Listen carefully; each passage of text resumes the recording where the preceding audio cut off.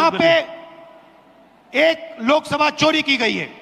ಇಲ್ಲೇ ಒಂದು ಚುನಾವಣೆಯ ಫಲಿತಾಂಶನ ಕಳ್ತನ ಮಾಡಿದಂತಾಗಿದೆ. ये एक क्रिमिनल एक्ट है. कर्नाटक की जनता के खिलाफ एक क्रिमिनल एक्ट है.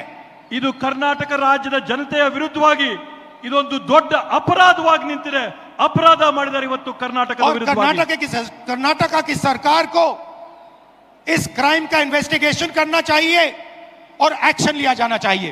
ಕರ್ನಾಟಕ ರಾಜ್ಯ ಸರ್ಕಾರ ಈ ಒಂದು ಅಪರಾಧದ ವಿರುದ್ಧವಾಗಿ ತನಿಖೆ ನಡೆಸಬೇಕು, ಜನಕ್ಕೆ ನ್ಯಾಯ ಕೊಡಿಸಬೇಕು ಅಂತ ಈ ಸಂದರ್ಭದಲ್ಲಿ ಹೇಳ್ತೇನೆ.